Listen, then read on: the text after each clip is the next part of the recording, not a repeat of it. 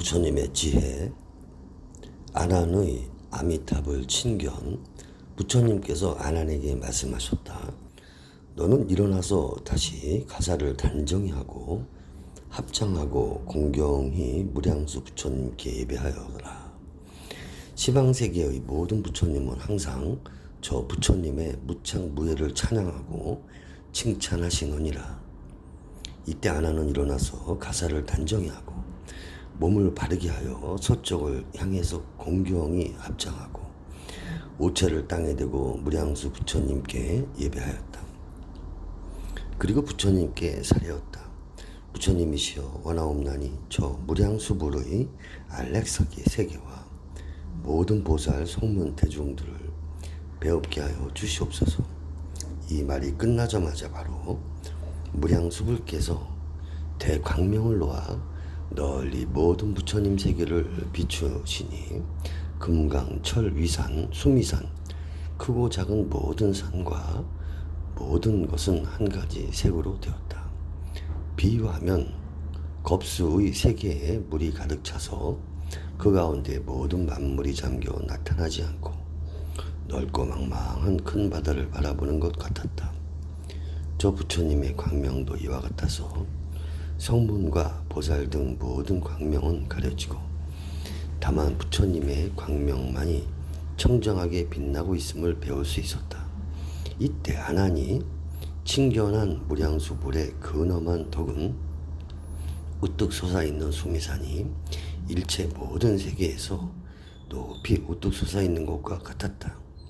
이 회상의 사부대중이 일시에 다 부처님을 뵙고 또 저 세계에서 이 세계를 보는 것도 그와 같았다. 태생왕생, 그때 부처님께서 아난과 자시보살에게 말씀하셨다. 그대들이 저 국토를 볼 때 땅으로부터 정거천에 이르기까지 그 가운데 있는 미묘하고 장엄한 자연의 물건을 다 보았느냐? 아난이 대답하여 사례기를 예, 이미 다 보았습니다. 그대들은 아미타불의 큰 소리가 모든 세계에 두루 퍼져 중생을 교화하심을 들었느냐? 아난이 대답하여 사례기를 네, 이미 들었습니다. 저 국토의 사람들이 백천유순에 칠보 궁전을 타고 장애 없이 널리 시방세계에 가서 모든 부처님께 공양 올림을 그대들은 보았느냐? 대답하여 사례기를 이미 보았습니다. 저 국토에 태로 태어나 왕성한 사람들을 보았는가? 대답하여 사례기를 이미 보았습니다. 태로 태어난 사람들이 사는 궁전은 100유순도 되고 또는 500유순이 되며 각기 그 가운데서 모든 쾌락을 받는 것은 도리천에서 자연히 받는 것과 같으니라. 이때 미륵보살이 부처님께 여쭙기를 세존이시여, 무슨 인연으로 저 국토에 사람들에겐 태생과 화생이 있습니까? 부처님께서 자시보살에게 일러 말씀하시기를 어떤 중생이 의심하는 마음을 가지고 모든 공덕을 닦아 저 국토에 태어나기를 원하지만 그는 아직 불지, 부사의지, 불가칭지, 대승광지, 무등무륜 최상 승지를 깨닫지 못했기 때문이다. 이 모든 지혜를 의심하여 믿지 않았지만 아직 죄와 복을 믿고 선의 근본을 닦아서 저 국토에 태어나고자 원하였느니라. 이 모든 중생들이 저 궁전에 태어나면 수명이 503가지 부처님을 칭견할 수 없고 경의 법문을 들을 수 없으며 보살 성문, 성중들을 배울 수 없기 때문에 저 국토에 사는 보살들을 태생이라 한다. 만약 중생이 분명히 불지로부터 승지까지를 믿고 모든 공덕을 지어 신심으로 회향하면 이 모든 중생은 칠보의 꽃 가운데 자연히 화생하여 가부좌하여 앉게 되며 잠깐 사이에 모든 보살과 같이 구족한 몸의 상호 광명지의 공덕을 성취하느니라.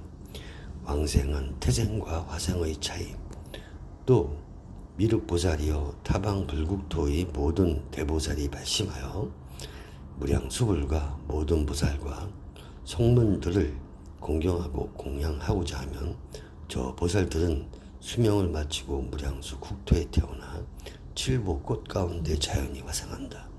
미륵이여, 잘 알아라.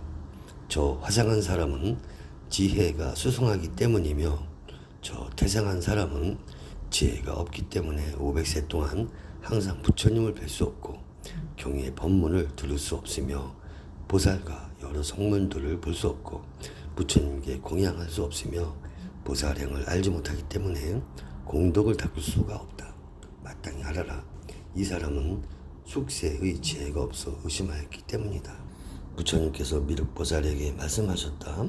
비유하면 전륜 성황에게는 따로 칠보 궁전이 있는데 여러 가지로 장엄되어 있고 자리가 깔려 있으며 장막이 쳐져 있고 모든 일상과 비단 깃발이 걸려 있다. 만약 왕자가 왕으로부터 죄를 받으면 곧 저 궁중에 들어가 금 쇠사슬로 묶여 음식, 의복, 이부자리, 꽃, 향, 음악 등을 공급받는데 이것은 전륜성왕과 같아 조금도 부족함이 없다. 너는 이것을 어떻게 생각하느냐? 이 왕자는 그래도 그곳에 있고 싶어 하겠는가? 대답하여 아뢰기를 그렇지 않을 것이옵니다. 모든 방편과 모든 큰 힘을 구해서 스스로 빠져나오려고 할 것입니다. 부처님께서 미륵보살에게 말씀하셨다. 이 모든 중생도 또한 이와 같다. 부처님의 지혜를 의심한 까닭에 저 궁전에 태어나서 형벌 내지 악한 일도 받지 않지만 다만 500세 동안 삼보를 뵙지 못하며 부처님께 공양하여 모든 선을 닦을 수도 없느니라. 이것이 괴로움이 되어 다른 즐거움이 있어도 그것을 원하지 않는다. 만약 이 중생이 죄의 근본을 알아 깊이 스스로 참회하여 저것을 여의려고 원하면 곧 뜻과 같이 무량수불이 계시는 곳에 가서 공경하고 공양을 올릴 수가 있다. 또 무량무수의 모든 불국토에 가서 모든 공덕을 닦을 수 있느니라. 미르가 마땅히 알아라. 어떤 보살이든지 의혹이 있는 사람은 큰 이익을 잃기 때문에 마땅히 분명하게 모든 부처님의 위없는 지혜를 믿어야 한다. 타방보살의 정토왕생 미륵보살이 부처님께 여쭙기를 세존이시여 이 세계에는 불태전의 보살이 몇 분이나 있어 저 세계에 태어나는 것입니까? 부처님께서 미륵보살에게 이르시기를 이 세계에 67억의 불태전 보살이 있어 저 국토에 왕생할 것이다. 이 보살들은 이미 일찍이 헤아릴 수 없는 모든 부처님을 공양하였으나니 이는 미륵과 같은 이들이다. 또 수행이 적은 보살 및 공덕을 적게 닦은 사람은 다 헤아릴 수 없이 많은데 모두 정토에 왕생할 것이다. 부처님께서 미륵보살에게 말씀하셨다. 다만 내가 교화하는 이 국토의 모든 보살만이 저 국토에 왕생하는 것이 아니라 타방 불국토에서도 이와 같다. 첫 번째 부처님을 원조라 하는데 거기에서도 185 보살들이 모두 마땅히 정토에 왕생할 것이고 두 번째 부처님을 보장이라 하는데 거기에서도 90억 보살들이 모두 마땅히 왕생할 것이며 세 번째 부처님을 무량음이라 하는데 거기에서도 220억 보살들이 모두 마땅히 왕생할 것이고 네 번째 부처님을 감노미라 하는데 거기에서도 250억 보살들이 모두 마땅히 왕생할 것이다. 다섯 번째 부처님을 용승이라 하는데 거기에서도 14억 보살들이 모두 마땅히 왕생할 것이며 여섯 번째 부처님을 승력이라 하는데 거기에서도 14,000 보살들이 모두 마땅히 왕생할 것이고 일곱 번째 부처님을 사자라 하는데 거기에서도 500억 보살들이 모두 마땅히 왕생할 것이며 여덟 번째 부처님을 이국황이라 하는데 거기에서도 80억 보살들이 마땅히 왕생할 것이다.